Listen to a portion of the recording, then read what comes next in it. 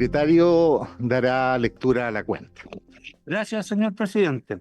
Se da cuenta de los siguientes documentos que han llegado a nuestra comisión.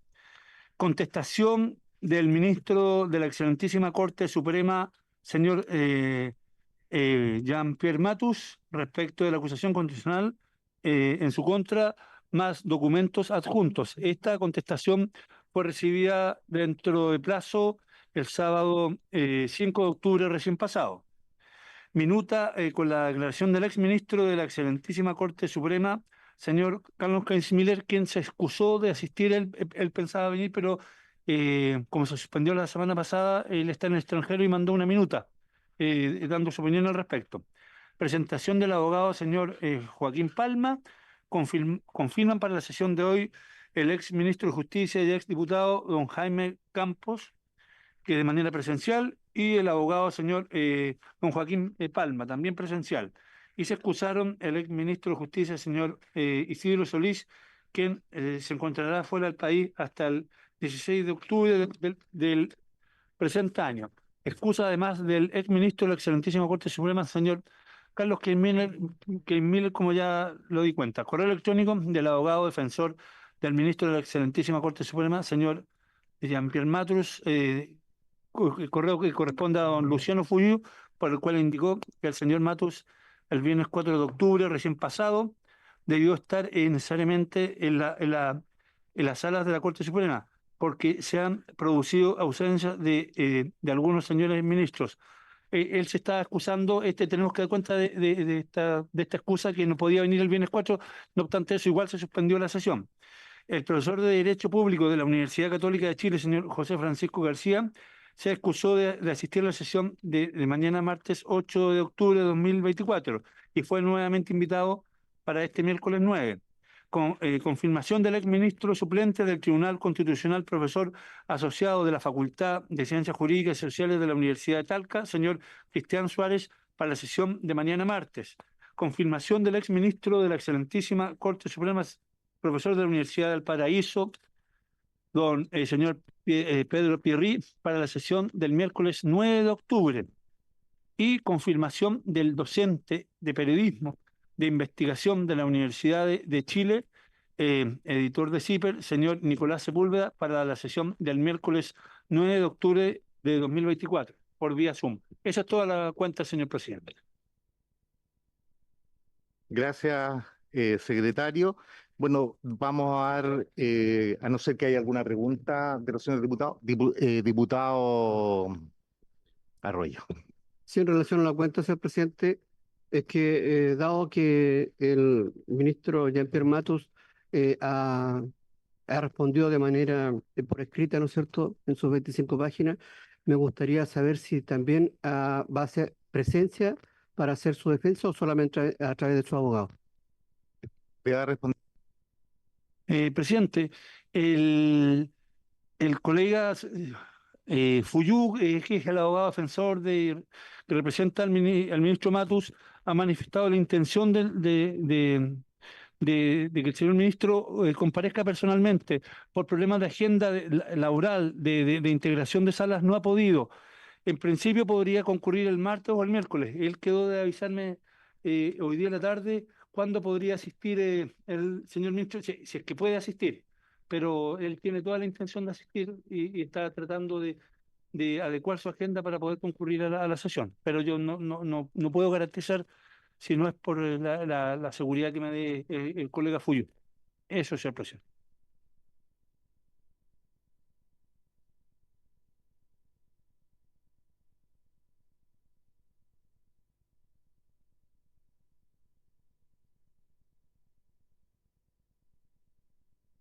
Nos va a exponer el ex ministro de Justicia, don Jaime Campos, y ex diputado de la República. 20 minutos más o menos, Sí. para que usted pueda exponer. Ya podemos entrar en lo que es el fondo, alguna consulta que quieran hacer de lleno los señores diputados. Muchas gracias, señor presidente. En primer término, agradecerle a la honorable Cámara y a esta comisión la gentileza que han tenido al invitarme a participar en su trabajo. La verdad es que, a diferencia de mi colega, yo no soy profesor de Derecho Constitucional. Sin embargo, es un área del derecho con la que he estado permanentemente vinculado, sea por el tiempo en que fui parlamentario y los 7 años y medio en que me he desempeñado como ministro de Estado en 2 carteras. Y además, como mi actividad profesional tradicionalmente ha estado vinculada a la docencia y al ejercicio en el derecho penal, he sido profesor de derecho penal durante más de 25 años. Naturalmente que las materias que a ustedes les inquietan o que aquí se abordan, de alguna manera las conozco, lo que no quiere decir que sea especialista en ellas. Es lo que quiero dejar en claro. Lo segundo, y para evitar cualquier comentario indebido, yo tengo que partir diciéndole, señor presidente, que yo conozco al ministro Mato. Lo conozco desde hace unos 30 años a la fecha. Desde que llegó de profesor de Derecho Penal a la Universidad de Talca, en la época que yo era parlamentario y de algún modo estaba vinculado a esa universidad. Luego, como lo dije anteriormente, como yo era profesor de Derecho Penal, me ha tocado compartir con él muchas actividades académicas, incluso más durante algunos años. Coincidimos como miembros del directorio del Instituto de Ciencias Penales de Chile, el ente que aglutina a los profesores de Derecho Penal del país, tanto durante la presidencia de don Enrique Curi como la de don Alfredo Echeverri. Luego, por un periodo breve, que no ha sido superior a un año, por allá por el año 2016, el ministro Matu integró la comunidad de techo donde estaba mi oficina. Así que lo conozco. Eso no quiere decir de que yo sea amigo íntimo de él, que tenga familiaridad estrecha, como lo indica el Código Orgánico de Tribunales, pero que lo conozco, fundamentalmente por su labor académica. Y lo que sí destaco es que yo no he tenido nunca nada que ver ni con su nombramiento en el Poder Judicial, puesto que eso, tanto como abogado integrante de la Corte Suprema y luego como ministro titular de la misma, puesto que eso le correspondió a otros ministros de Justicia. Dicho lo anterior, entro en lo que nos convoca. Yo le agradezco al secretario de la Cámara que me haya hecho llegar copia íntegra del libelo oportunamente, así que he tenido tiempo de leerlo, de estudiarlo y de reflexionar sobre el particular. Y lo que en esta ocasión quiero compartir con ustedes son ciertas inquietudes, por ser prudente en el lenguaje, que me quedan después de haberlo leído. Puesto que no sé hasta qué punto estamos conscientes de los efectos o las consecuencias que un libelo de esta naturaleza pueda tener a partir de la fundamentación del mismo. Porque las resoluciones que adopta la Cámara y posteriormente el Senado, naturalmente que van generando precedentes y ello da origen a la jurisprudencia posterior en este orden de consideración. Nadie puede discutir que la Cámara de Diputados tiene facultades constitucionales para acusar a un ministro de la Corte Suprema. Eso lo dice precisamente el artículo 52, de manera que es una materia, vuelvo a repetir, no rebatida. Sin embargo, en la primera parte del libelo, quedé con la sensación o con la convicción, es que el libelo sostiene que la facultad que tiene el Congreso Nacional de acusar constitucionalmente y de juzgar constitucionalmente a un ministro de la Corte Suprema es una facultad ilimitada. Como que la hace sinónima del juicio político.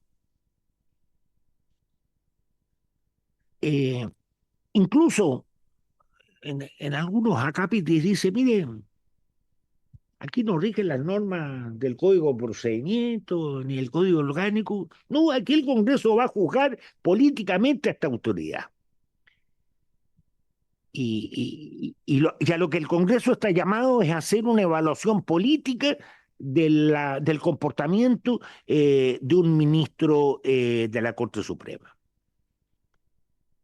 Y mi impresión o mi convicción es que esto no es así, esto nunca ha sido así, y para esos efectos están todos los precedentes de todas las acusaciones constitucionales que ha conocido a esta Cámara, y que, por el contrario, la acusación constitucional es una materia que está absolutamente reglada constitucionalmente y por ende no procede por cualquier causa.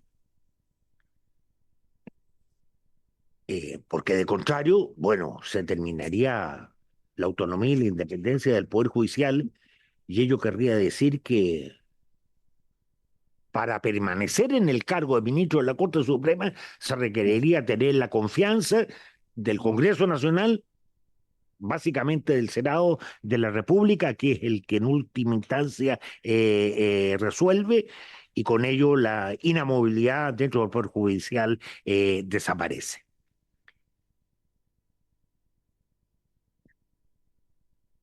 Y muy vinculado con lo anterior, yo le ruego que tenga presente lo siguiente. Desde el punto de vista de las responsabilidades que pueden generar las actuaciones de un ministro de la Corte Suprema, las responsabilidades pueden ser de variada índole. Primero están las responsabilidades civiles o penales comunes que tienen ellos si eventualmente cometen un delito. Si mañana un ministro de la Corte Suprema roba, mata, comete cualquier delito, va a ser juzgado por los tribunales ordinarios. Sí, en algunos casos podrá haber la querella de capítulo, primero cuando se trata de delitos funcionarios, pero tiene la misma responsabilidad que cualquier ciudadano. Y ello es competencia de los tribunales ordinarios de justicia. Bueno, luego están las responsabilidades administrativas e incluso las responsabilidades éticas que pueda tener un ministro de la Corte Suprema por mal comportamiento, por ejemplo. Bueno, las responsabilidades administrativas o las responsabilidades éticas las ve la propia Corte Suprema. Perdónenme la vulgaridad. ¿Y qué pasa si un ministro de la Corte Suprema empieza a llegar borracho a la Corte? Eso no es delito. Pero obviamente que es una falta a sus deberes funcionarios. El ministro que se demora meses y no dicta fallo alguno, y se le van acumulando las causas. O el ministro que porque se le antojó dice, no, yo no vivo en Santiago, yo me voy a vivir a Viña, y no tiene su residencia en el lugar de asiento de la Corte. Bueno, todas esas y muchas más son responsabilidades administrativas o incluso pueden ser irregularidades éticas en que incurre el ministro. Bueno, ¿quién conoce eso? La propia Corte Suprema, a través del cuaderno de remoción, o eventualmente a través del funcionamiento de la Comisión de Ética de la Corte, que le hace una proposición a la Corte, y la Corte en definitiva establece una sanción por las faltas administrativas o las faltas éticas. Y por último está la responsabilidad política del ministro, pero que no es una responsabilidad política seca, es una responsabilidad político-constitucional. ¿Y cuándo surge esta responsabilidad política constitucional?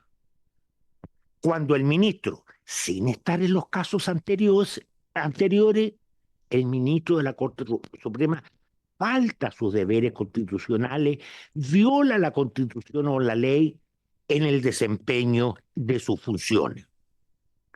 Porque si no, estaríamos en un permanente conflicto de intereses entre el Parlamento, la Corte Suprema y los tribunales ordinarios de justicia.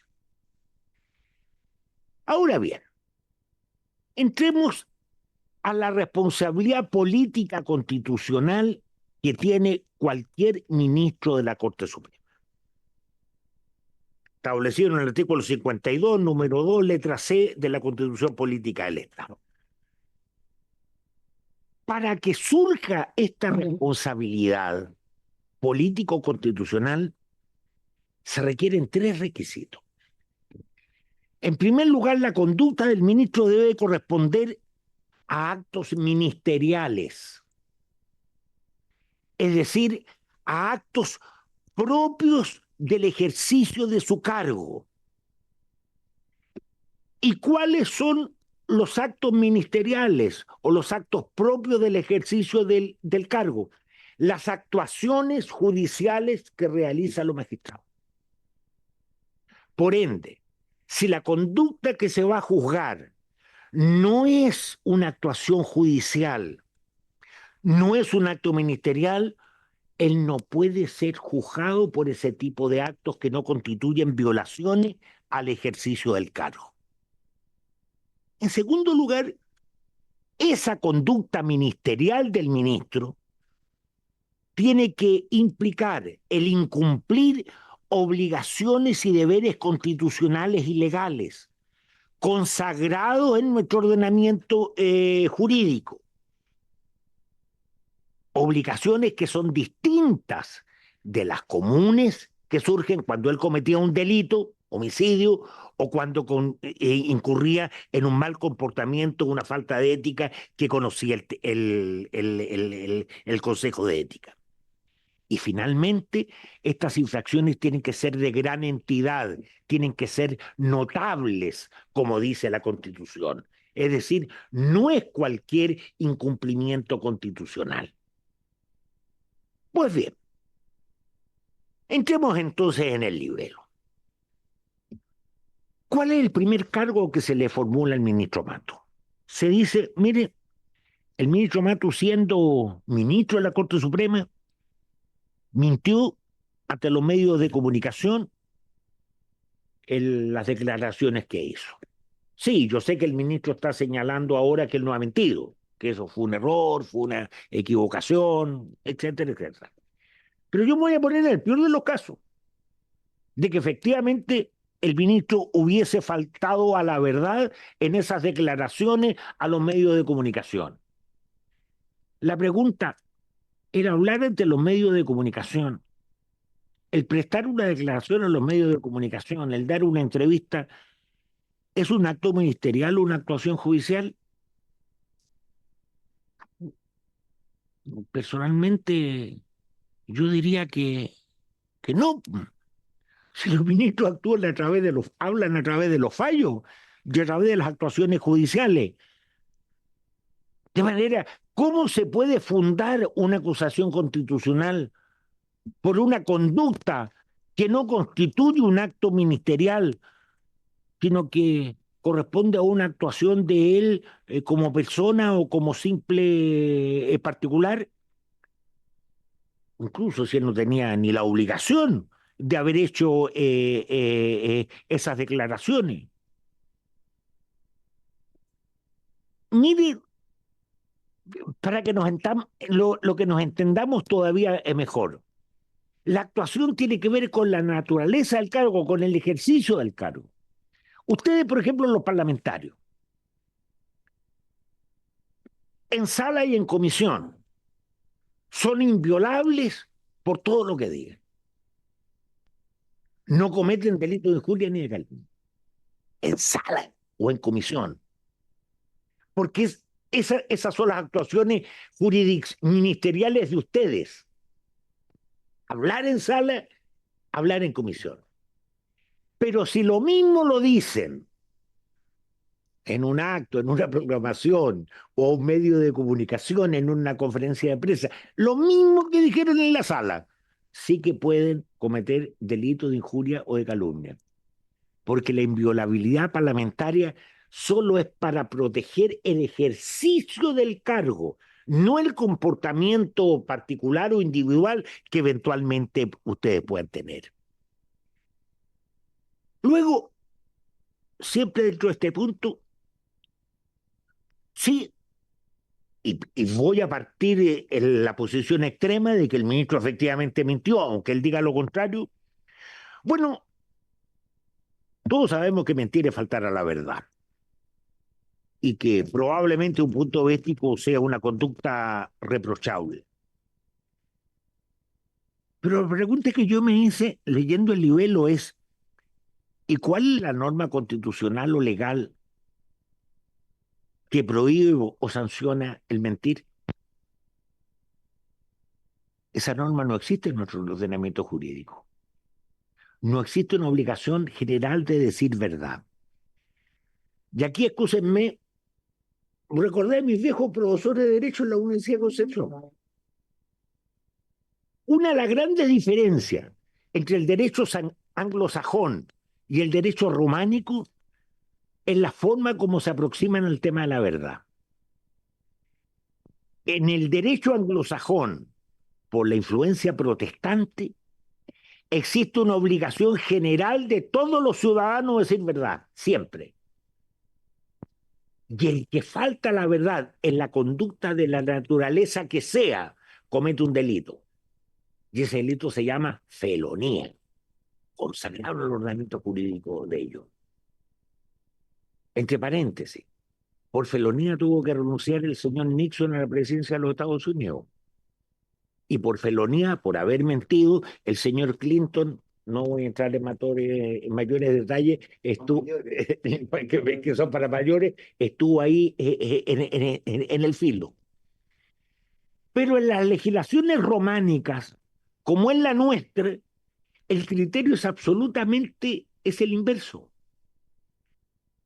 No existe una obligación general de decir verdad, salvo cuando la ley expresamente a uno lo obliga a decir verdad. Y básicamente son tres casos. Uno, cuando uno es testigo en juicio, que se configuraría el delito de falso testimonio prestado en juicio. Segundo, perjurio, actos los cuales uno juramenta antes de realizarlo. Y tercero, en materia tributaria, ojo, no que uno está en la declaración de impuestos a la renta, uno está obligado a incorporar todas las rentas que uno tiene. Y si no las incluyó todas las rentas, se puede generar ahí un delito tributario. Pero cuidado, pero aún en ese evento, Impuesto Interno le da a uno la posibilidad de rectificar una vez que le representó, que le objetó la no declaración. Entonces, el segundo aspecto, vuelvo a repetir, que a mí me hace mucho ruido, es esto de señalar o de estimar que la mentira o la simple mentira constituye una obligación jurídica a la que voy a desarrollar más adelante y que por ende pudiera servir de fundamento de una acusación constitucional. Yo reconozco que el libelo hace un esfuerzo por relacionar y vincular tres conceptos que son diferentes, que son mentir, probidad y notable abandono de deberes. Y se dice, la persona que miente incurre en una falta de probidad. Y la falta de probidad, a su vez, es notable abandono de deberes. La verdad, señor presidente, es que la cosa no es tan así. El concepto de probidad está definido en la ley. La probidad no es cualquier cosa. La probidad no es cualquier falta de ética. El faltar a la probidad no es sinónimo de acto no moral.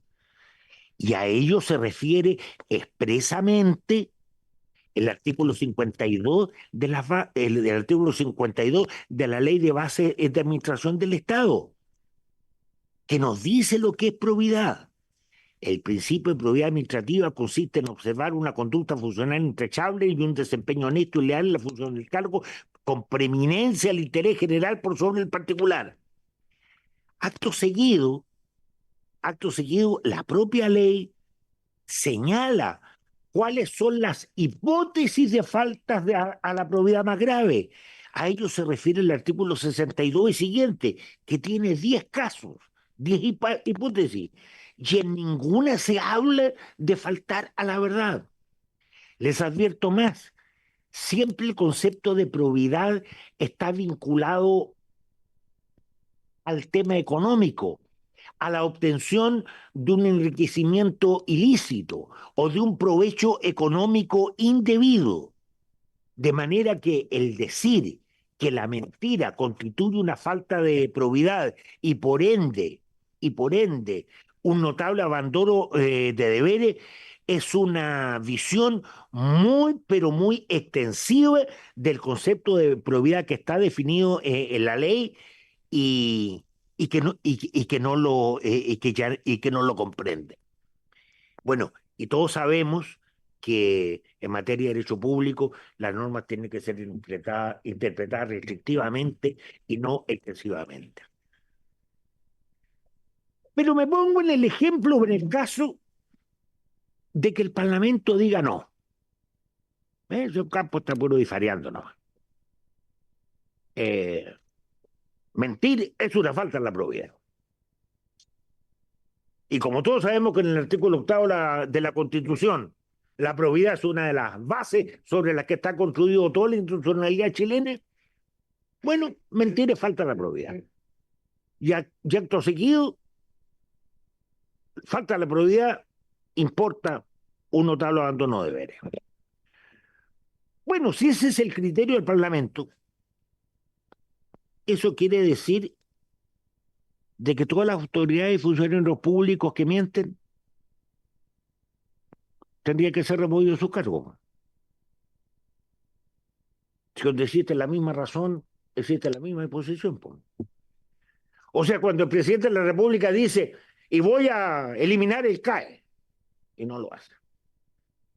O cuando dice, y voy a construir el próximo año un puente sobre el río Pirigüín, y no lo hace.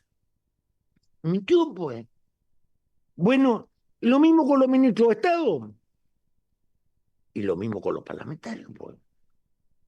Si también ustedes están obligados a cumplir la Constitución y la ley, y la probidad es una base de la institucionalidad chilena. Entonces, todo lo que un parlamentario ofrece o dice que se va a hacer y que no se hace sería mentira. Y por último, cualquier funcionario público que falte la verdad también tendría que ser removido, acusado, removido. Con el debido respeto, yo creo que termina el aparato del Estado de Chile, desaparece, no quedaría nadie en sus funciones.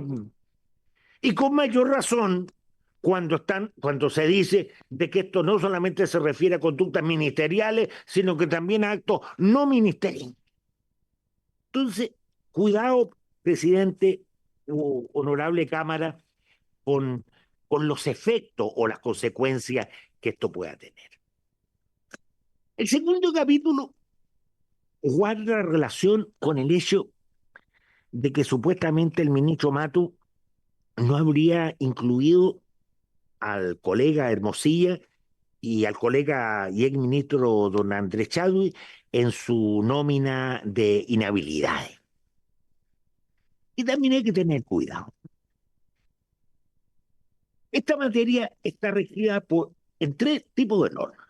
Lo primero, Código Orgánico de Tribunales, artículo 194 y siguiente, que es lo específico para los jueces, incluido el ministro de la Corte Suprema, las famosas implicancias de recusación. Luego, luego, la ley de probidad, en el artículo 16, que establece la obligación que tienen también los magistrados de hacer declaración de interés. Y por último, están las inhabilidades consagradas en el artículo 54 de la ley de base. En el caso de los jueces, lo más importante aquí son, sin lugar a dudas, las normas del Código Orgánico de Tribunales. Artículo 155, que trata de las implicancias, y luego el 196, que trata de las recusaciones. Pues bien, yo he leído y releído estas dos disposiciones, una tiene 9, 10, 11, 12 hipótesis, las implicancias, que el 196 en materia de recusación trae 18 hipótesis, y en ninguna de esas hipótesis se dice de que los ministros de la Corte Suprema o los jueces están obligados a declarar la supuesta amistad que exista entre él con los abogados de las partes. Ese sería el caso, porque las causas que se han mencionado no era parte, ni el señor Chadwick, ni el señor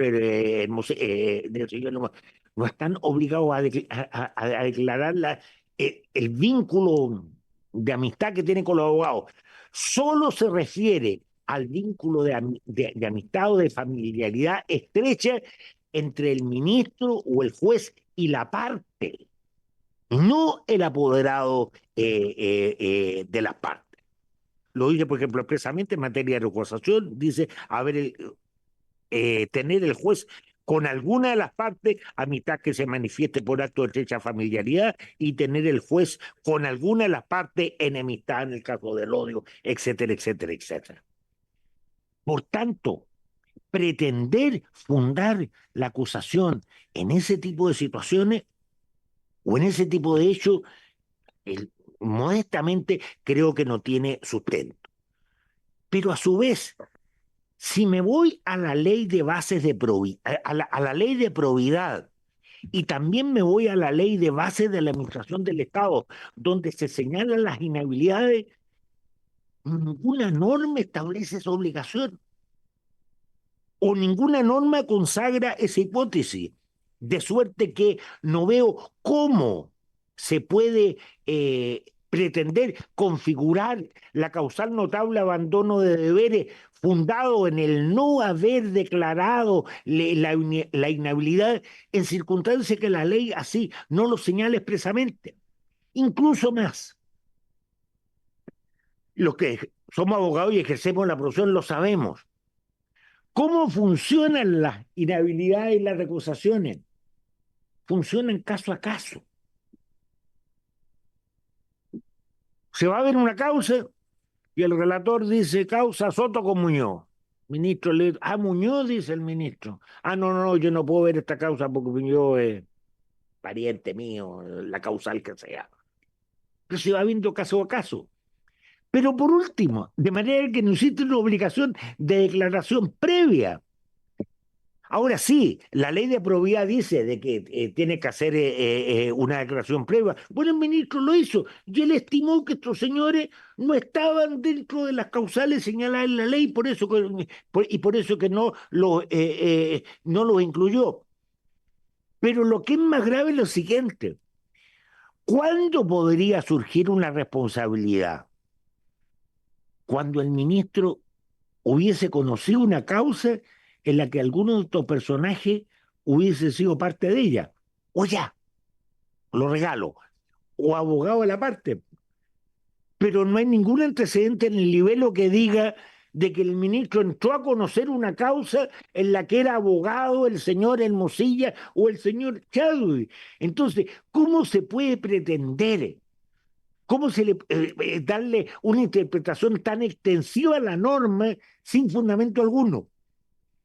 Cuando venía ahora en el auto, y escúsenme lo que les voy a decir porque se me ocurrió ahora en el auto, pero si es lo mismo la discusión que posiblemente está en otra comisión, no en esta, respecto a la supuesta inhabilidad de los parlamentarios, entre comillas, la supuesta inhabilidad de los parlamentarios que han emitido opiniones sobre estas acusaciones constitucionales, y que creo que uno de los ministros acusados pretende inhabilitar a como 60 parlamentarios.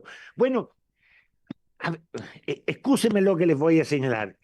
Si a lo mejor estéticamente el ministro o la ministra que lo está reclamando puede tener un poco de razón, estéticamente. Puede tener un poco de razón. Pero jurídicamente no tiene ninguna, porque no existe ninguna norma constitucional o legal que los obligue a ustedes a inhabilitarse.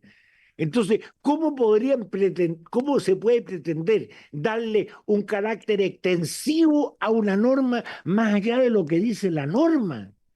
Es una aplicación un poquitito absurda. Ya para ir concluyendo, les advierto que si se siguiese este criterio, bueno, desaparece el recurso de recusación. Porque si yo mañana estoy viendo una causa y me doy cuenta que el ministro debió haberse inhabilitado o incurre en una causal de recusación y no lo hizo, o no lo tiene incorporado en la nómina, yo no lo recuso. Genero las condiciones para que lo acuse constitucionalmente. Les aseguro que el 99% de los recursos de recusación que presentamos los abogados en el ejercicio de la profesión corresponden a casos o a situaciones que no corresponden, que no corresponden a los casos expresamente aquí señalados. Y finalmente, la tercera causal o fundamento de este libelo es la frase esa ni perdón ni olvido. La verdad que es una frase, a mi modo de ver, no feliz. No puedo decir otra cosa. Sí, puede ser opinable porque se vertió coloquialmente en un chat privado y además se presta para interpretaciones. Pero vuelvo al punto original. ¿Pero fuese un acto ministerial? ¿Fuese una actuación judicial? No. Bueno, si no es un acto jurisdiccional, no lo puede entrar a conocer esta corte, esta Cámara. A su vez, ¿contra quién está dirigido eso? ¿A quién se refiere? Pura conjetura. Se dice que está dirigida a los senadores que no votaron por él en su nominación o a otros que se oponían a ella. Pero eso son conjeturas o no sale del tenor del chat. Pero lo que más me preocupa y me duele es que se dice, mire, esto denota el odio, el rencor, el ánimo de venganza, el resentimiento, la falta de imparcialidad del ministro. Lo dice expresamente el libelo. Bueno, ¿y dónde está la actuación del ministro donde perjudicó a los senadores que votaron en contra de él o a los periodistas que le hicieron la campaña? Si esto tiene que traducirse en una actuación judicial, pues, y ese juicio no existe. Y más me duele el uso que se le está haciendo a esta frase, en circunstancias que todos sabemos que es la frase que acuñaron las asociaciones familiares de detenidos desaparecidos. Entonces quiere decir que las asociaciones familiares de detenidos desaparecidos están animadas por odio, por venganza, por resentimiento. No, yo creo que sería una injuria el suponer eso en los términos que lo hace el libro. Termino, presidente, con algo que se incorporó al final y que es un cogollo nomás. Es casi un gusto personal. En una parte del libelo se habla del caso Cereceda, de la acusación constitucional contra el ministro de la Corte Suprema, don Hernán Cereceda Bravo. Bueno, yo algo tuve que ver en esa historia. Y se dice en el libelo que el ministro Cereceda habría sido destituido por haber faltado a la verdad en la Cámara al momento de contestar los cargos, que habría mentido en la Cámara y que por eso lo destituimos. Perdóneme, pero eso es falso, de falsedad absoluta. Y no podía haberlo sido. ¿Cómo lo íbamos a acusar por lo que dijo aquí en la Cámara? Si la litis queda trabada al momento de la presentación de la acusación, este habría sido un hecho posterior. El ministro Cereceda fue destituido por notable abandono de sus deberes. En simple. ¿Por qué? Porque no falló dentro de los plazos señalados por la ley, y él era el presidente de la sala respectiva y además fue el ministro redactor. Y por eso es que se configuró la causal notable abandono de sus deberes.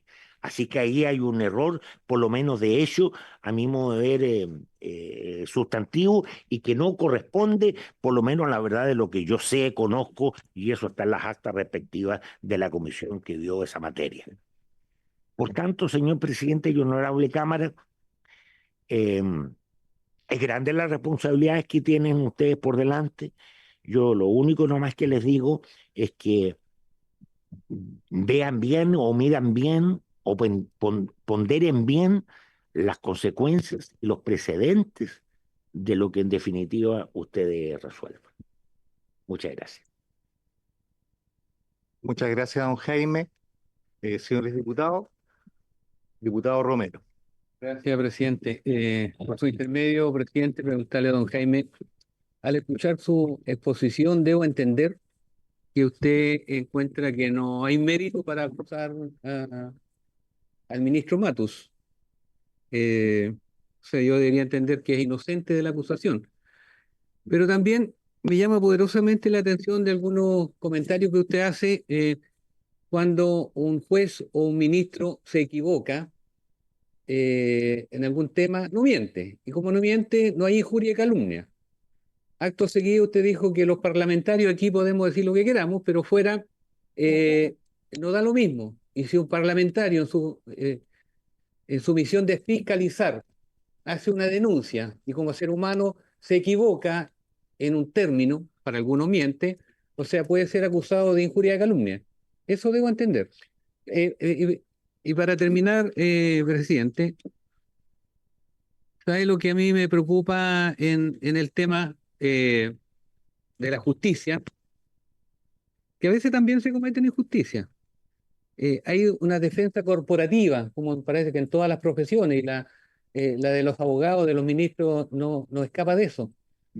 Porque yo he hecho algunas denuncias, he presentado alguna información a, a la Corte Suprema, y a pesar de toda la información, de todos los documentos, de todas las carpetas, eh, bajo mi personal punto de vista, no se sancionó a quienes cometieron un delito porque eran parte, discúlpeme el término poco académico, ¿no? Según yo, de la cofradía, por lo tanto, no fueron sancionados. ¿Existe la defensa corporativa, don Jaime? Gracias, presidente. Sí, sí. Arroyo. Muchas gracias, señor presidente. Muchas gracias, señor Jaime Campos, por su exposición. Nos ayudan bastante. Por su intermedio, señor presidente, preguntarle, bueno, él aclaró bastante aquí por una situación que nos afecta también a muchos diputados, cuando una ministra también que está siendo revisada constitucionalmente una acusación de ella, resulta que a la Cámara no ser un tribunal y ser una acusación constitucional y no ser un tribunal de justicia, obviamente acá no aplican estos incidentes de implicancia ni los de recusación, así como usted lo dijo claramente, como para solicitar la inhabilidad de los diputados. Entonces, me queda mucho más claro que nuestros dichos y las cosas que hemos establecido tienen una base jurídica en base a su exposición. Y gracias por decir también que de alguna manera cuando una persona promete algo y no lo cumple es una mentira. Lo estableció ahí. Así que le agradezco porque hoy día tenemos algunos presidentes que han prometido cosas y no lo han cumplido. Gracias. ¿Alguna otra consulta, diputados? Don Jaime, yo le quiero hacer una consulta. Claro, yo creo que la acusación en el fondo de los acusadores, más allá de la parte legal, jurídica, es más bien moral, ¿ya? Por el hecho de que en algunas actuaciones públicas el, el magistrado, el ministro Matus, faltó a la verdad y después como que se contradijo. Es verdad que posteriormente él aclaró esa situación, pero el hecho de que uno de alguna manera mienta o diga, haga una lista, este sí, este no, no es algo que, al margen que sea en el momento que el ministro ya era magistrado de la Corte Suprema no es que afecta a la integridad, a la persona, al margen que sea legal o no sea legal. Esa es mi pregunta. Gracias.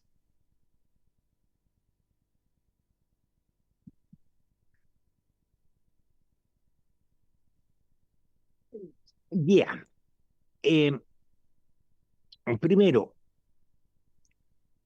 en relación con la primera consulta o pregunta, lo que yo he dicho es lo siguiente. Los parlamentarios, en el desempeño de sus cargos, en el ejercicio de sus funciones ministeriales, es decir, interviniendo en la Cámara, en el Pleno o en sala, nunca cometen delitos de injuria o de calumnia. Nunca. Digan lo que digan. Aunque sea el disparate o la barbaridad más grande, no, porque para eso está el fuero parlamentario, está la inviolabilidad parlamentaria. Esto técnicamente se dice, los parlamentarios en el desempeño de sus funciones no cometen delito de opinión. Porque si no fuese así, bueno, la labor parlamentaria estaría absolutamente restringida y las facultades fiscalizadores que tienen los parlamentarios queda reducida a nada ante el temor de que los puedan inhibir con una acción específica. Sin embargo, le digo, si esas mismas expresiones el parlamentario las dice no en el desempeño de sus funciones, no en sala, no en comisión, sí que puede cometer delito de injuria o calumnia. Porque el fuero parlamentario no cubre los actos no ministeriales de los parlamentarios, solo cubre los actos ministeriales de los parlamentarios. Entonces, el mismo discurso pronunciado en un mitin, en una reunión o en una declaración en los medios de comunicación puede ser. Y perdone que hable y perdón que hable a título personal o que les cuente en dos frases sobre mi experiencia personal. A raíz de la acusación del ministro Cereceda, yo algo dije en ese tiempo en la Cámara, ya ni me acuerdo lo que dije, era chico. Bueno, algo dije en la Cámara. Yo lo dije en la Cámara. Yo no lo dije en los diarios. Sí, se querellaron en mi contra. La única vez en mi vida que se han querellado en mi contra. El señor Cereceda se querelló en mi contra por injurias y calumnias. ¿Y qué dijo en definitiva la Corte Suprema? No. El parlamentario actuó en el desempeño de sus funciones dentro de la Cámara, inviolabilidad parlamentaria, por tanto, fuero parlamentario, por tanto, no puede serlo. Esa es la referencia que quería señalar. Ahora, usted también plantea, si existen cofradías, defensas corporativas, puede ser.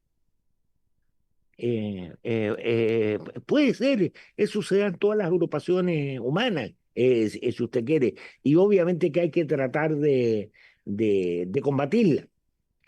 Pero en este caso específico, yo por lo menos como observador de la realidad nacional, yo para nada he visto que aquí existe una defensa corporativa de parte del Poder Judicial en relación con estos ministros. Al contrario, yo diría que aquí... aquí tocaron generales y generales y están al sálvese quien pueda. Sobre la consulta del diputado Moreira. En cuanto a la consulta que hice, lo dije bajo el contexto político, más que jurídico, porque nosotros como Cámara tenemos más una jugada política y yo creo que más jurídicamente la tiene el Senado. Sí. Ahora, sobre la observación, bueno, yo entiendo que existen distintas escuelas jurídicas o de filosofía del derecho. Yo soy kelseniano, yo llegué hasta Kelsen, de ahí no me moví un metro menos. Y yo soy de los que creo que moral, ética y derecho no son sinónimos. Sin embargo, el derecho la ley, tiene que ser la expresión del mínimo ético de una sociedad en un momento determinado de la historia. El derecho es la expresión del mínimo ético de una sociedad en un momento determinado de su historia. Y para eso está el Parlamento. De manera que a medida que va cambiando o va evolucionando la ética colectiva, la ética social, el derecho se tiene que ir adecuando a esa nueva realidad. Ejemplo, cuando yo llegué a la Cámara existía el delito de sodomía. Se castigaba como delito la sodomía consentida entre varones. Era delito. La sodomía consentida entre varones mayores de edad. Bueno, eso se eliminó. ¿Por qué? Porque cambió la sociedad, evolucionó. Para que hablar de la forma como se trata el delito de amancebamiento. Bueno, lo mismo, porque cambió la sociedad, pues evoluciona. Y eso es lo que tiene que hacer el derecho. Pero, por tanto, no todas las conductas que faltan a la ética son conductas antijurídicas. Perfectamente hay conductas antiéticas, pero que no son antijurídicas, no son ilegales. Como eventualmente también podrían haber algunas conductas antijurídicas que no impliquen una transgresión ética. Lo que yo he señalado en esta exposición es que la acusación constitucional no guarda relación con los comportamientos éticos de los magistrados. Tiene que ver con comportamientos jurídicos que implican una violación a sus deberes constitucionales y legales. Tiene que tener fundamento normativo, porque las faltas a la ética en que eventualmente comete un magistrado, eso tiene ya un procedimiento señalado en la ley, a través de la propia Corte Suprema y a través de la Comisión de Ética. Ejemplo, más allá del juez que llegaba borracho a los tribunales, que no es un delito. Bueno, y el juez que es ludópata. Otros magistrados que han sido removidos de su cargo porque tienen un nivel de endeudamiento muy alto, que han sido destituidos de su cargo por eso. No eran conductas antijurídicas, pero eso afecta el buen comportamiento de los jueces y otros casos más que uno podría enumerar, pero que ya sería entrar en una casuística compleja. Por tanto, y a raíz de la consulta final del diputado Moreira, cuidado con decir o mucho cuidado con que esta honorable Cámara, no, nosotros le vamos a emitir un juicio moral a este ministro. Eso es tan peligroso como decir, le vamos a emitir un juicio político en contra del ministro. No es así. La acusación constitucional es un juicio jurídico constitucional. Porque, excúsenme, bueno, ¿y quién determina lo que es moral o lo que es inmoral? ¿El párroco del lugar? ¿El director de un medio de comunicación? ¿Los periodistas?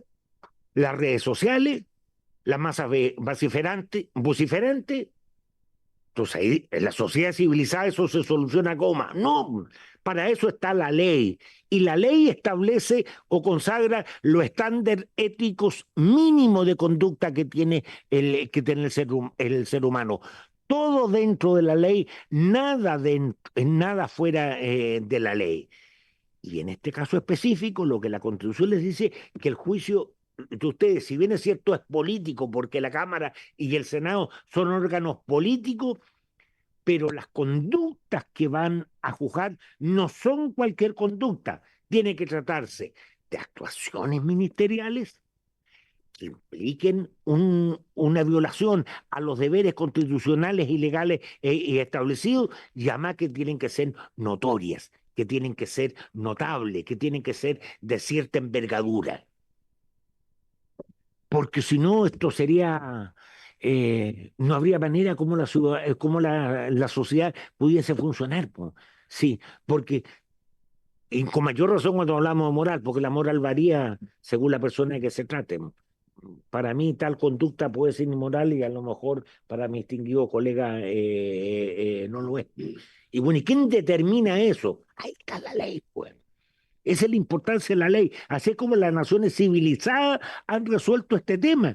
Porque si no, esto sería un cuento de nunca acabar. Y en el caso específico del juzgamiento de los magistrados, bueno, esto podría significar el término de la autonomía y la independencia del Poder Judicial. Entonces, para ser ministro de la Corte Suprema o para ser juez, hay que tener la confianza de la mayoría política del Congreso.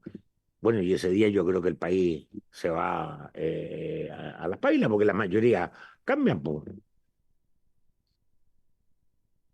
No sé si No, lo que entiendo es que está claro que para que haya un juicio político tiene que haber también una base jurídica. O sea, no es un juicio político a secas, tiene que haber un sustento jurídico. Me queda claro. pero ahí, perdón, aproveche.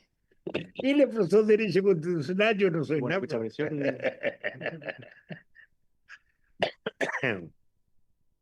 Diputados, ¿quieren una consulta? A don Cristian, o sea, don... Ya, que lo que pasa es que don Jaime tiene una Sí, actividad. no, pero no se lo escucho, no estamos bien. Ya, adelante, La presentación... don Joaquín Palma. Don Joaquín Palma es profesor de Derecho Constitucional. ¿En qué universidad? Finisterre. Adelante, don Joaquín. Y muchas gracias, don Jaime. Gracias a usted. Sí. Perdón el inconveniente. No, perfecto. Impecable. Bueno, muy buenas tardes, señor presidente. Por su intermedio, me permito saludar al resto de los diputados integrantes de la comisión y a todos los asistentes. Mi primera vez presentando como profesor de Derecho Constitucional en alguna comisión del Congreso, entonces aprovecho de presentarme como corresponde. Me llamo Joaquín Palma Cruzat, soy abogado de la Pontificia Universidad Católica de Chile. Soy magíster en Derecho Constitucional por la misma Casa de Estudios y al mismo tiempo soy Master of Law de la Universidad de Columbia en Nueva York. Trabajo como asociado en el estudio Palma y compañía en materia de Derecho Público y soy miembro de la Asociación Chilena de Derecho Constitucional. Y adicionalmente soy integrante del New York State Bar, que me permite ejercer la profesión en los Estados Unidos. Aprovecho también por su intermedio, señor presidente, agradecer a los funcionarios de la comisión quienes me han extendido esta invitación para poder ilustrarlo a ustedes sobre los elementos integrantes de la acusación constitucional, en conformidad con el artículo 330 del reglamento. Y en este sentido, un honor para mí, siendo que soy una de las personas jóvenes que se dedica a los temas de derecho constitucional, pero al mismo tiempo un gran desafío, no solo por secundar al ex ministro de Justicia, sino que también por las personas que están siendo citadas a esta comisión y que ya han expuesto, muchos de ellos han sido mis propios formadores en el derecho público. Entonces, para mí un honor estar al nivel de quienes me formaron hace un par de años. Seguramente en el transcurso de todo este tiempo van a tener distintas intervenciones que les expliquen la naturaleza de la acusación constitucional, sobre si un juicio político, un juicio jurídico. En ese sentido, yo quisiera, señor presidente, delimitar un poco más mi intervención sobre todas las expectativas que la Constitución le entrega a los magistrados y que trae como consecuencia precisamente que el incumplimiento de esas expectativas, deberes que le impone la Constitución, deriva en una responsabilidad constitucional, lo que conoceríamos nosotros a través de la acusación constitucional. Y en ese sentido, esta intervención, que no durará más de 20 minutos, busca que la dividir en dos grandes partes. Una primera en relación con el Poder Judicial dentro de la Constitución Política de la República, más allá de nombrar que está en el capítulo sexto, y después un análisis de la acusación constitucional, de la misma acusación constitucional en contra del excelentísimo ministro don Jean-Pierre Matus. En muchos de estos temas también van a haber un cruce con lo que ya habló el exministro Campo, entonces van a haber aspectos que trataré para gusto de ustedes también un poquito más corto, que ayudará también a hacer más rápida la intervención. Bueno, en primer lugar, eh, sabemos que la Constitución del 80 trata el Poder Judicial en su capítulo sexto y hace una referencia especial a él como el Poder Judicial, en esta perspectiva de la división de los tres poderes del Estado que ya nos entregara Montesquieu en su libro El Espíritu y las Leyes.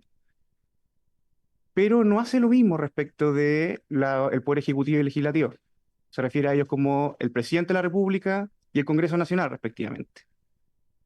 Pareciera ser extraña esta posición que a veces toma el constituyente, pero si uno lo lleva a la doctrina que señalaba el profesor de Derecho Constitucional, don Carlos Cruzcoque, él señalaba que no es de extrañar, porque el constituyente al establecer precisamente una idea de poder judicial con ese sustantivo solo a la rama a la rama de la judicatura, es que se le quería dar una especial importancia, dado que ellos son los guardianes del Estado de Derecho, y en particular porque la judicatura desde el siglo XIX ha adquirido una extrema importancia.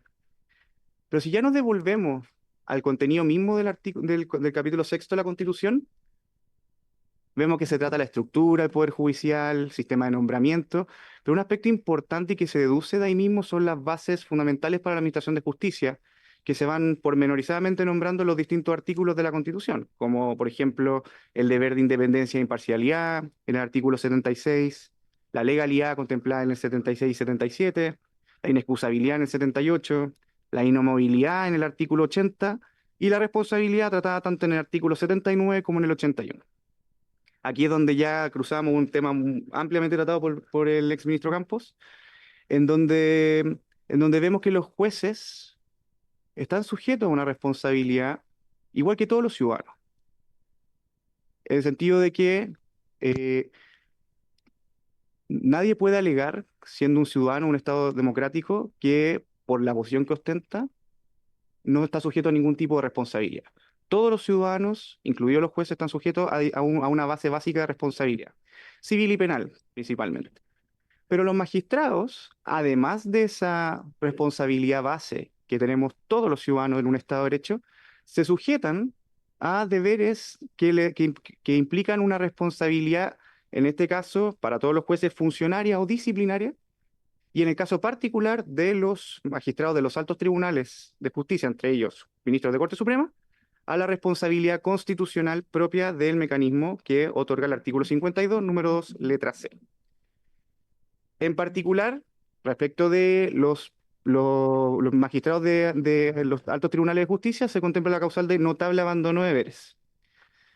Frase que quizá más de alguna duda nos trae en el sentido de qué se entiende dentro del concepto de notable abandono de deberes.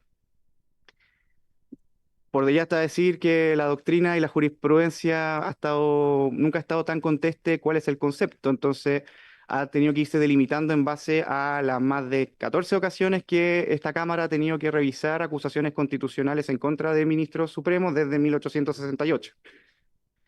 En ese sentido, me gustaría dar una vuelta en relación un poco a lo que se entiende por notable abandono de deberes, desde lo más básico hasta una concepción un poco más moderna que quizá les pueda ayudar a ustedes en mi calidad, en la que yo pueda ayudarle a ustedes en mi calidad de poder ilustrarlo y darle herramientas para poder realizar el informe que esta comisión debe despachar al Pleno de la Cámara.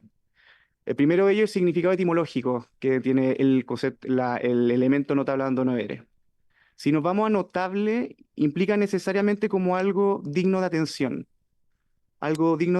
que no pasa desapercibido en ese aspecto.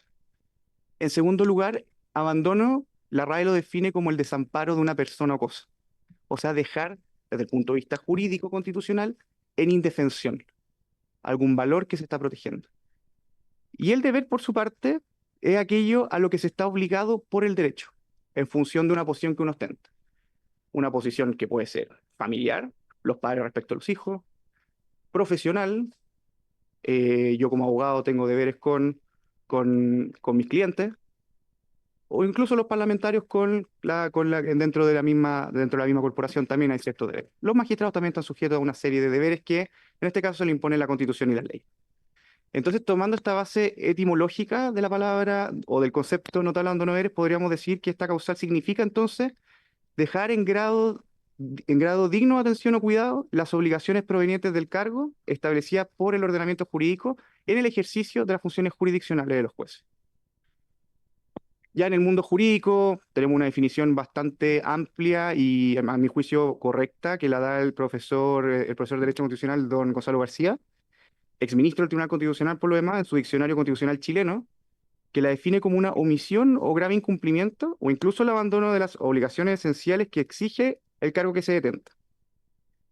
Pero más curioso aún también es que el notable abandono de deberes se ha ido nutriendo desde la jurisprudencia electoral, en donde el Tribunal Calificador de Elecciones, en distintos fallos, ha tenido que llegar a una idea del notable abandono de deberes, sobre todo a propósito de juicios de remoción de alcaldes. Y una sentencia bastante ilustrativa para estos efectos es aquella dictada por el Tribunal Calificador de Elecciones el 23 de agosto del año 2000, en relación con el proceso de remoción del entonces alcalde de Viña del Mar, don Rodrigo González Torres, quien se refiere a la acusación constitucional como aquella situación en que una autoridad se aparta de las obligaciones, principios y normas que reglan los deberes de su función pública señalados en la Constitución y las leyes, de un modo reiterativo o grave, entravando o entorpeciendo el adecuado y regular servicio de la institución a la cual éste pertenece.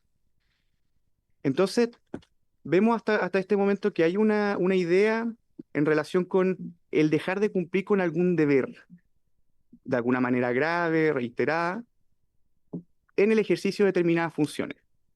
Entonces, dentro de lo que ha sido la jurisprudencia de esta Cámara en relación con lo que se busca entender por notable abandono de deberes, se ha ido generando desde la doctrina una doble interpretación del notable abandono de deberes. Una interpretación más bien restringida, que se ve en los primeros fallos de la Cámara de Diputados, donde se entiende como una visión más acotada del notable abandono de deberes, con aspectos mucho más básicos, que es por ejemplo, se refiere solo a deberes formales de los acusados.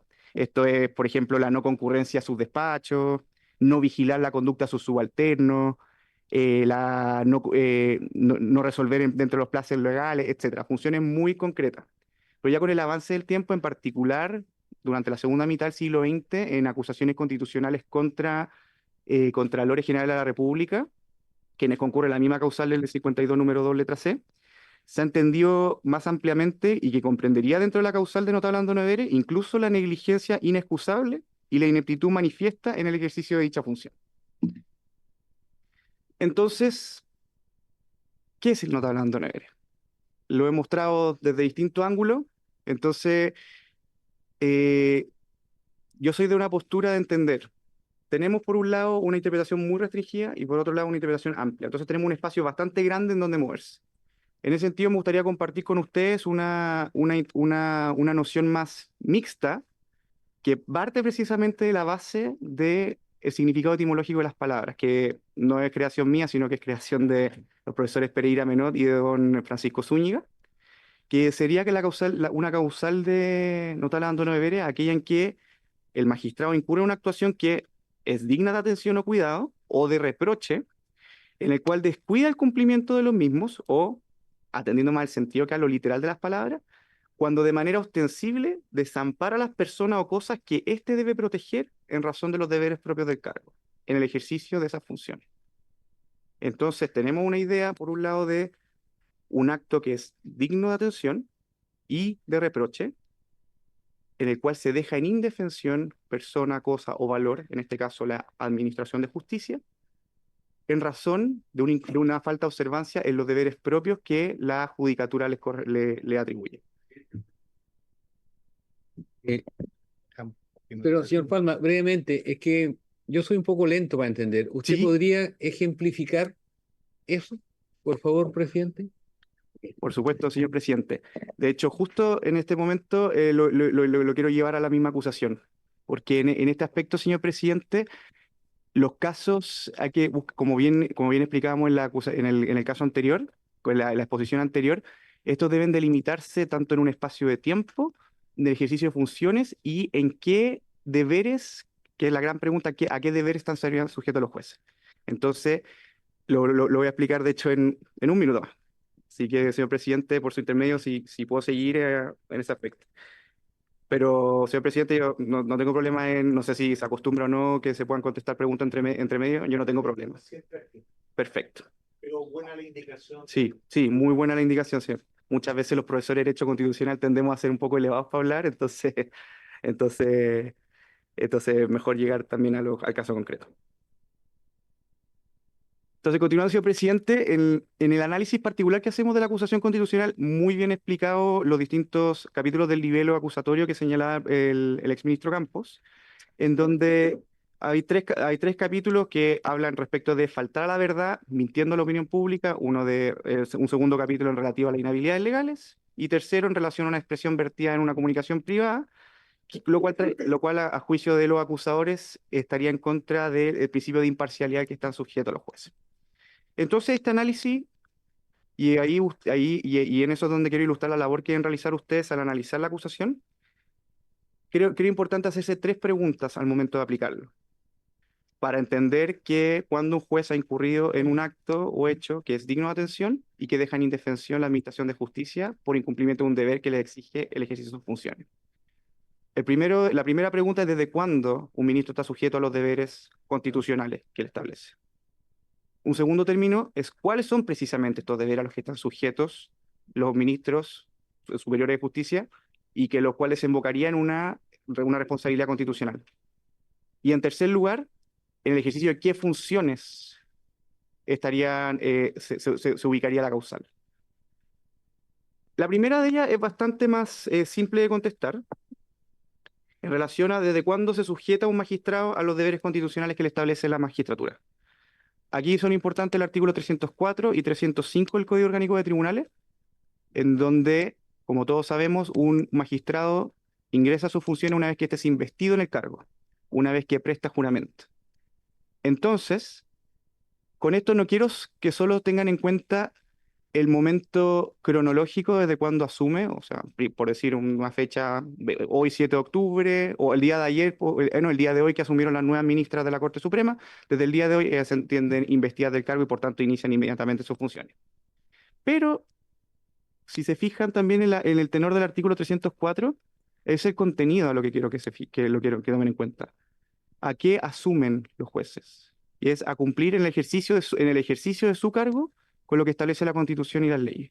O sea, los jueces, el postulante a la magistratura, al momento de ser investido, asume voluntariamente sujetarse a este deber de responsabilidad especial distinto que tienen los jueces respecto de los ciudadanos a pie. O sea, asumirse, además de la responsabilidad civil y criminal que todo ciudadano tiene, asumir las responsabilidades administrativas, funcionarias y, en caso de ser magistrado de alto tribunal, la responsabilidad constitucional.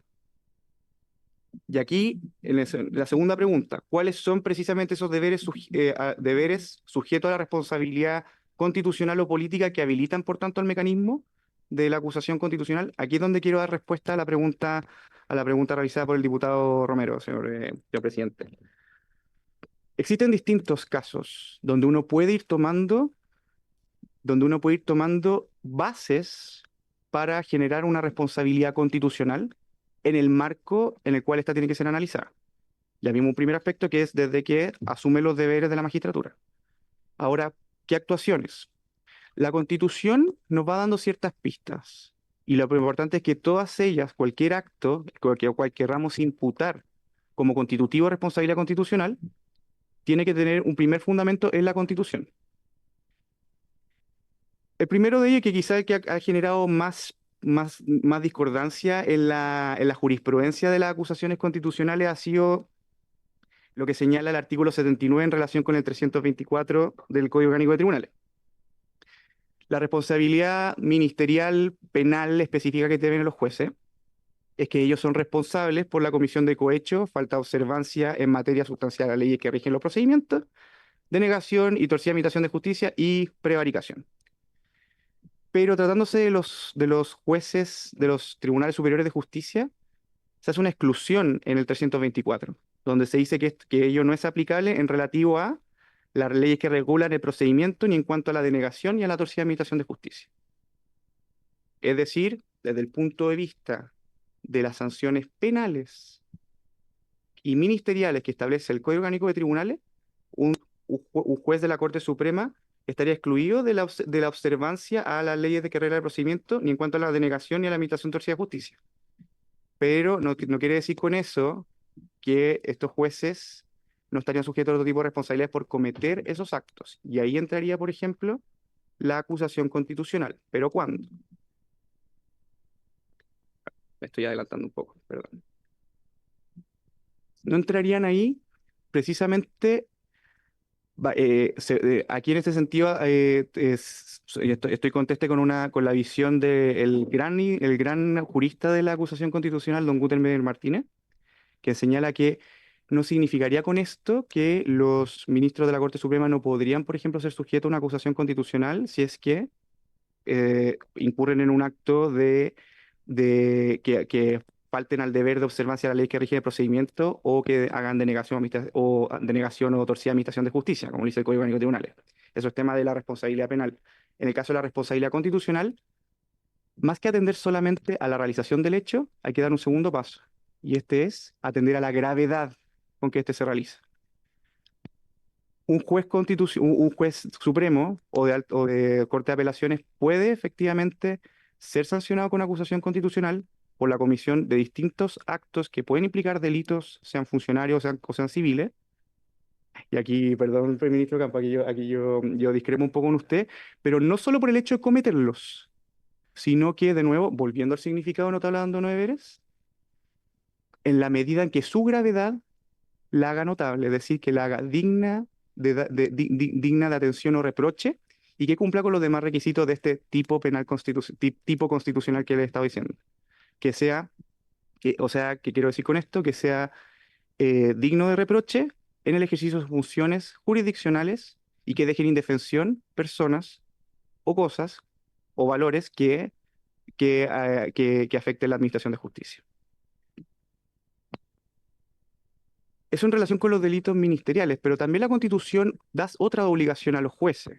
Uno de ellos, que también tratado en la acusación, viene a ser el principio de probidad, que si bien tiene su origen en el derecho administrativo, como bien lo señaló el exministro Jaime Campos, tiene su definición en el artículo 56 de la Ley de Base General de la Administración del Estado, pero la Constitución al incluir la probidad en las bases de la institucionalidad, la hace extendible a toda persona que ejerza una función pública y por tanto a los jueces también. Y ellos se ven distintos elementos, como por ejemplo el artículo 16 de la ley 20.880, al obligar a los jueces también a realizar una presentación de declaración de interés y patrimonio, y en el artículo 320 del Código Orgánico de Tribunal en relación con resguardar la integridad del juez, en relación con emitir opiniones previas al fallo, junto con otros muchos casos que ahí encontramos. De nuevo, ¿cuál criterio aplicar, por ejemplo, en caso de probidad? No basta con que se incurra la probidad en una inobservancia de un deber de probidad. Es necesario, por supuesto, probarlo, pero al mismo tiempo que esa inobservancia sea, de nuevo, digna de reproche por dejar en indefensión algún valor que implique dejar en indefensión la administración de justicia por un acto cometido en el ejercicio de las funciones jurisdiccionales. Otro deber, la ética, que se ha hablado mucho, sobre todo en el nivel acusatorio. Tiene su origen precisamente en el artículo 80 de la Constitución. Los jueces permanecerán en sus cargos en la medida que dure su buen comportamiento. ¿Quién determina el buen comportamiento de los jueces? La Corte Suprema, a través de la Superintendencia Directiva y Correccional, que tiene respecto de todos los tribunales que componen el Poder Judicial. En ese aspecto, el Acta 26 del año 2007, que establece los principios de la ética judicial, básicamente el Código de Conducta de los jueces, establece una serie de principios a los cuales están sujetos todos los jueces que están sujetos a la Superintendencia Correctiva y Direccional de la Corte Suprema. Entre ellos los más importantes que quiero llevarlo a, que son precisamente el deber de integridad y de prudencia, porque establece este código de ética que todo miembro del Poder Judicial debe tener una conducta que tiene que ser recta e intachable, de modo de proveer la confianza de la comunidad de la justicia, así como actuar con diligencia, tino y criterio en todas las materias en las que le corresponde intervenir en razón o con ocasión de sus funciones. De nuevo, basta con que un juez incurra en un acto que vaya contra el código de ética de los jueces para que se configure una causal de acusación constitucional. Puede ser una causal disciplinaria, pero constitucional, de nuevo habría que aplicar este paso que le estoy señalando. Probar de nuevo, primero que se concurra la causa, que probar en la comisión de la conducta y que si ésta cumple con este umbral o este estándar de gravedad por inobservancia de un deber que la Constitución le establece. A modo de ejemplo, me gustaría traerles, les quería comentar a propósito de cómo sucede esto en la legislación comparada. En Estados Unidos, por ejemplo, los jueces estatales están sujetos al Código de Conducta Judicial, que es un código de conducta establecido por la Asociación de Magistrados de Estados Unidos, en la cual cada estado va ratificando. Ese obliga solo a los jueces de jurisdicción estatal, es decir, que tienen jurisdicción en materia respecto de un estado.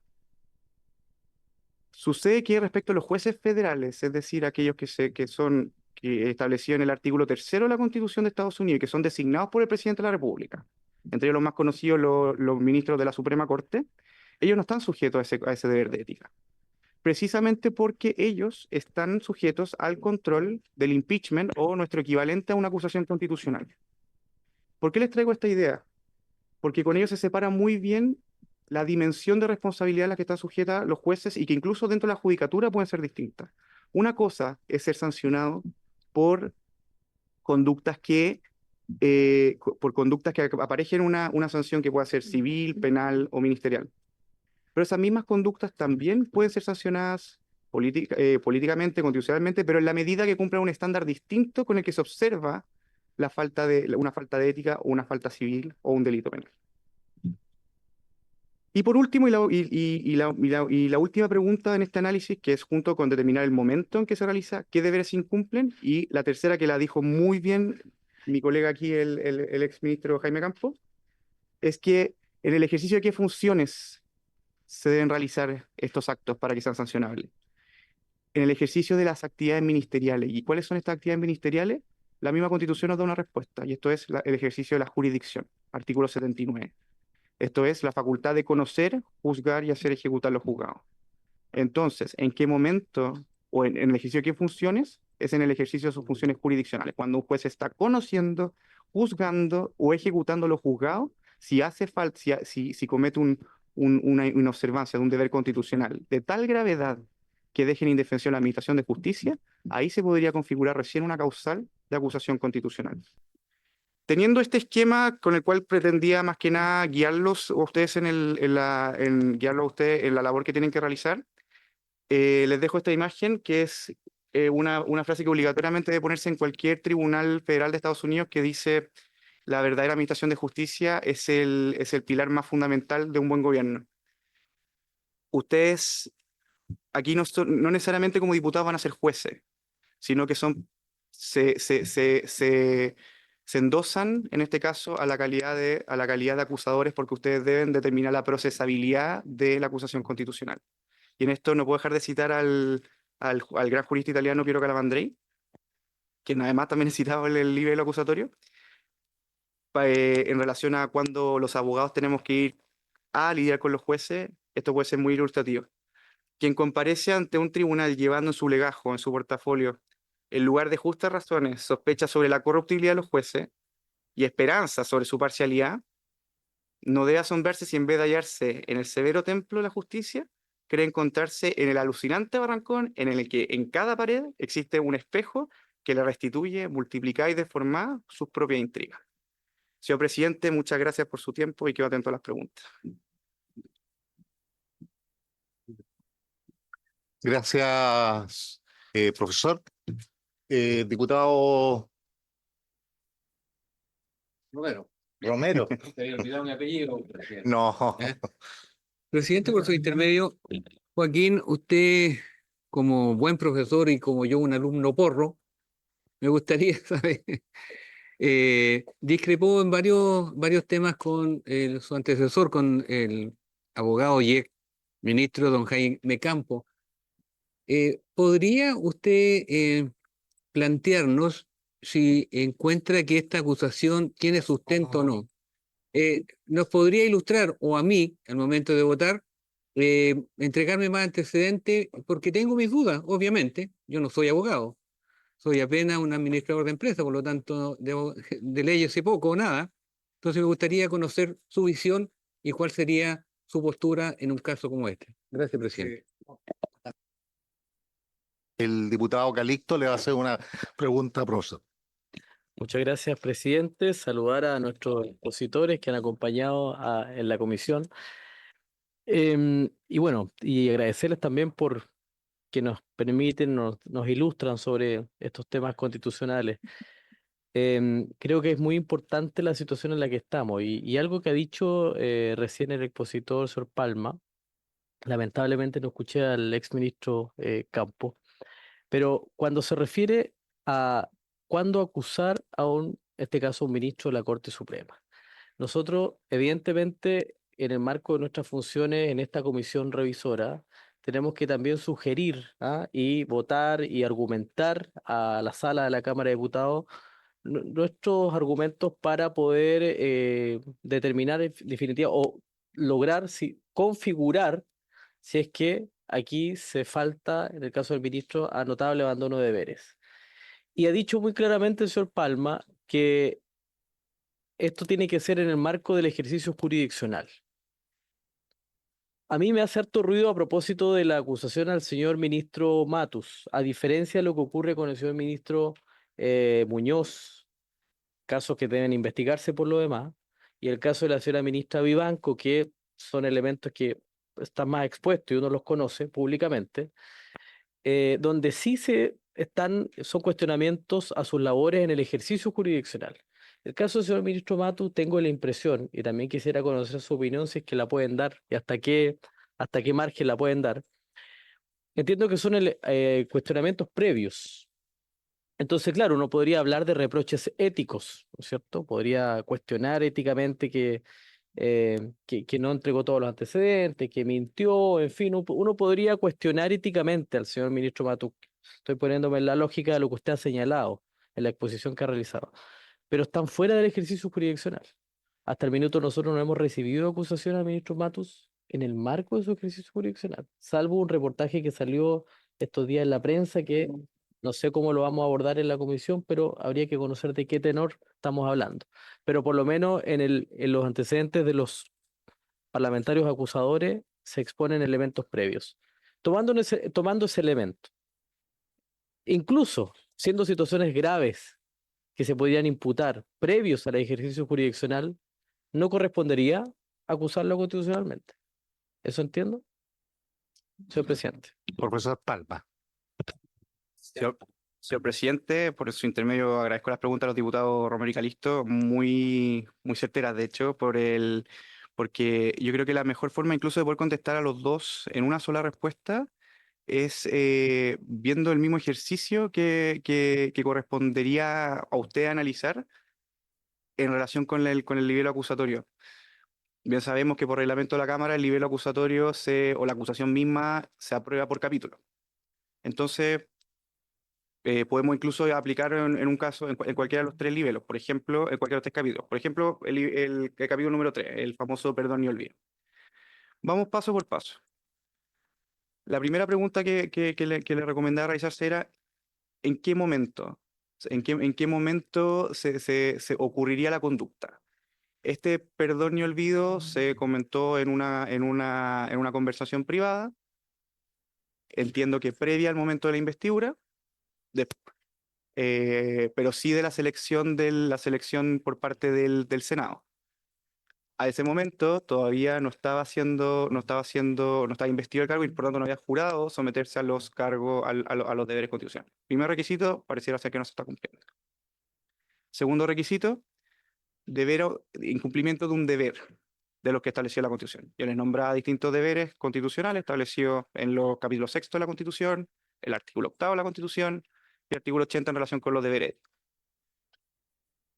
Habría que encuadrar dentro de este hecho el ni perdón ni olvido, a qué se estaría refiriendo y qué intencionalidad tenía esa frase. Como decía en su anterior exposición el exministro Campos, parecía ser que son conjeturas. Pero incluso suponiendo que tiene un objetivo determinado, con una consecuencia determinada y señalada precisamente que se va a cumplir con un plan, hay que encuadrarlo dentro de alguno de los deberes. supongamos, encuadrémoslo dentro de un deber de imparcialidad. Ahora, tercero, en el ejercicio de qué funciones. ¿Cuándo quiero ejecutar ese plan? ¿En qué contexto? ¿En un mover influencia? ¿O en fallar en una sentencia expresamente, abiertamente en contra de esas personas? En el primer caso, si es que no es, o sea, el establecer consecuencias en influencias fuera del mundo jurisdiccional, parece ser que no se cumple el requisito, pero si esa consecuencia la tiene y es probada en un hecho propio de las facultades de conocer, juzgar o hacer ejecutar los juzgados, o sea, en el conocer, no querer revisar una causa, porque lo tiene tal persona, no habiendo una inhabilidad abierta, juzgar abiertamente en contra de aquellas personas que no merecerían perdón ni olvido. Y en tercer lugar, ejecutar los juzgados, ejecutar una sentencia abiertamente en contra de esas personas sin un fundamento legal. Pareciera ser que hay, en ese caso, ahí podría. Pero de nuevo, estoy utilizando solo hipótesis. Cumplí estas tres preguntas. Se incurrió en la conducta, en el momento adecuado y en el ejercicio de las funciones. Eso no solo basta. Ahora tenemos que hacer que esa conducta que ha cumplido con estos tres pasos que le he señalado, además debe ser grave y que afecte de manera tal que se deje en indefensión a la Administración de Justicia por incumplimiento e inobservancia de esos deberes. Sé que con esto no estoy dando una respuesta si estoy de acuerdo o no con la acusación, pero creo que con esto ilustrarlos de cómo es el ejercicio que los invito a realizar, si es que en relación a que ustedes van a tener que presentar como revisores sus argumentos en sesión abierta. Espero, señor presidente, haber contestado la pregunta.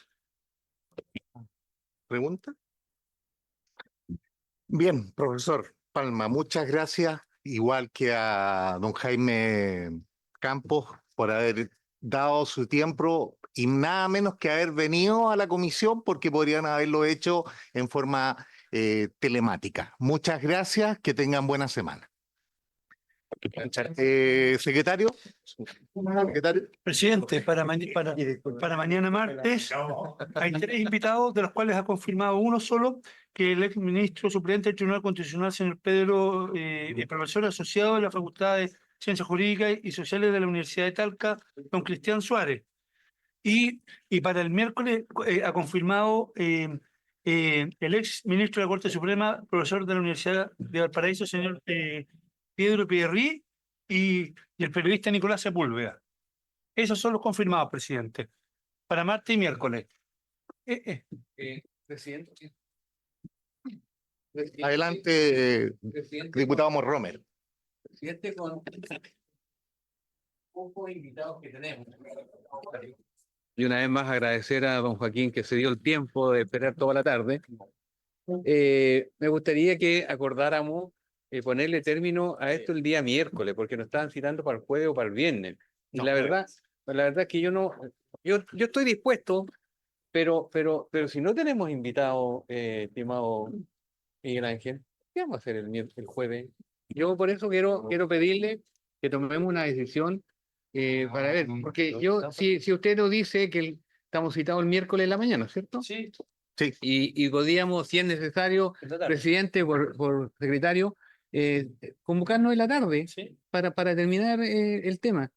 ¿Qué les parece? Primero que nada, se han hecho a pedido tanto de los diputados que están acusando, se han invitado de acuerdo a esos invitados y lo mismo de parte de nosotros, a varios, pero muchos se han excusado. Sí, Porque es bueno dejarlo claro, porque pueden creer que nosotros no nos está invitando, nos están invitando personas que están pidiendo las partes.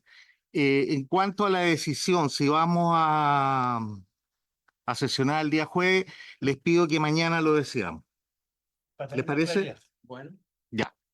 ¿Vamos? Diputado Calisto. Sí, consultarle por su intermedio, presidente, al señor secretario.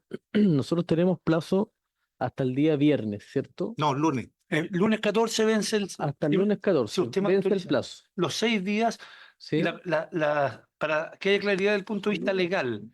La contestación fue el sábado 5, es decir, el plazo terminaría 6 días después el sábado 12 de abril, que es feriado, así que se corre hasta el lunes 14. Perfecto. Ahí termina el plazo de esta comisión para cumplir su cometido de Entonces, estudiar y pronunciarse sobre la cuestión. Entonces, presidente, para que usted tenga bien y a lo mejor tomar la decisión mañana, pero para que mientras tanto lo pueda resolver, poder funcionar el día lunes y no el día jueves, porque si no tenemos más invitados, tiene toda lógica lo que dice el diputado Romero. Y mientras tanto también nuestra secretaría puede tener esos días para también redactar el informe, me imagino, no sé, los temas administrativos. Nosotros vamos a tener que también preparar nuestros argumentos para votar en la comisión y posteriormente en la sala. Entonces hay harto también trabajo previo y que no se ve en la comisión, pero que vamos a tener que hacer Mire, cada uno también con sus equipos. mire, hemos tenido todos la voluntad de poder acomodarnos. Yo pido que mañana tomemos la determinación. ¿Ah? ¿Les parece? Ya. Por Mañana haberse estamos citados a las 8:30. 8:30. Miércoles también, Sí. invitado, para recibir gente. Sí. Invitado, perdón. ¿Estamos claros, secretario? Ya. Por haberse cumplido con el objeto de esta sesión, se levanta.